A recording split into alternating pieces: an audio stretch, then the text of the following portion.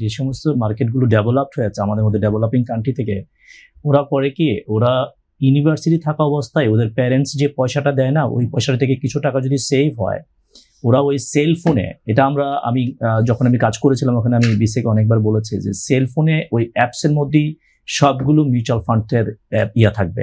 আমি প্রত্যেকটাতে log in করবো, লগ ইন করে দেখবো যে প্রত্যেকটার নেট অ্যাসেট ভ্যালু কত আছে দিন শেষে, এবং প্রত্যেক দিন হবে। আমাদের তো একসময় 7 দিন পর পর নেপ দিত, এখনো দেখি যে 7 দিন পর পর নেপ দেয়।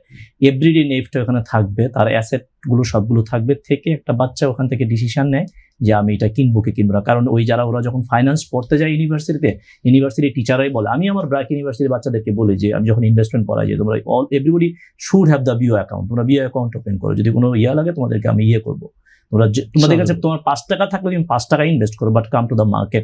এক্সট্রিম মশার কয়েল প্ল্যান্ট ফাইবার দিয়ে তৈরি, তাই সহজে ভাঙে না, সুগন্ধিযুক্ত ও নিরবিচ্ছিন্নভাবে জ্বলে। ডেঙ্গু, চিকুনগুনিয়া বাহি সহ যে কোনো মশার বিরুদ্ধে দেয় এক্সট্রিম সুরক্ষা। তুমি ফাইন্যান্স পড়ছো কিন্তু তুমি তোমার ক্যাপিটাল মার্কেটে ইনভেস্টমেন্ট, তো তুমি এটা কি পড়ছো তুমি, তাহলে এটা কেন পড়ছো? তুমি কি জব করবা? জব করার জন্য তুমি করছো? তুমি ইনভেস্ট করবো না ক্যাপিটাল মার্কেট, এটা বুঝবা না? তোমার যদি ইনভেস্ট থাকে, তোমার you should have some sort of, তোমার ইন্টারেস্ট তখন গ্রো হবে এবং তুমি করবা, ইনভেস্ট করবা।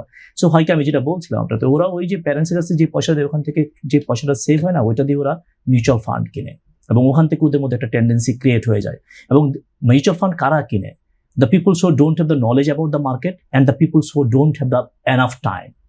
আপনার কাছে পয়সা আছে, সময় নাই, কিন্তু আপনার কাছে সময় আছে, নলেজ নাই, কিন্তু you want to do, both the parties want to do invest in the market.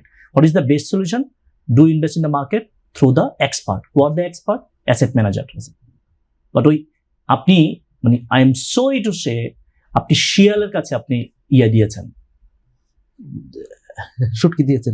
সবাই না, কিন্তু আমার বেশ কয়েকজন বন্ধু আছে বা ইমিডিয়েট বড় ভাই আছে, যারা আমি নাম বলবো না এই তারা কিন্তু ফান্ড কিন্তু এত সাকসেসফুলি রান করেছে, 15% 16% ডিভিডেন্ড কিন্তু দিয়েছে, যেখানে কিছু ফান্ড ম্যানেজার 3,000 কোটি টাকা 4,000 কোটি টাকা নিয়ে 9-6 করেছে, কিন্তু সেখানে কিন্তু ওনারা 200 কোটি টাকা 250 কোটি টাকার আপনার ফান্ড ম্যানেজ করছে, এবং 13%, 14%, 15%, একবার 17% ডিভিডেন্ড দিয়েছে।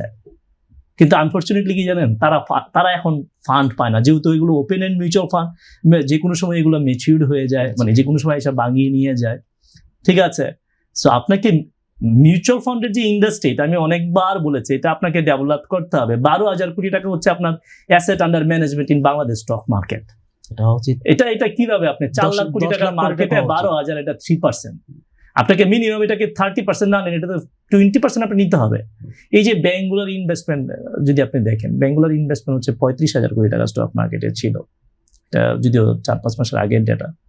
ঠিক আছে, সো আপনি যদি এই 3%কে যদি আপনি জাস্ট 15% করতে পারেন, তাহলে কিন্তু ব্যাংকের উপর যে আপনার ডিপেন্ডেন্সি, সেটা কিন্তু কমে যাবে। এখন এটা করতে হলে কি হতে হবে? You should ensure the good governance, the peoples who are managing your fund, they should show their utmost integrity, যে ইয়েস। আচ্ছা, এইখানে একটু আপনি সাইফুল ভাই একটু যুক্ত করেন। মিউচুয়াল ফান্ড গুলো, সে বলছেন যে ওপেন এন্ড মিউচুয়াল ফান্ড গুলো তারা ফান্ড পায় না।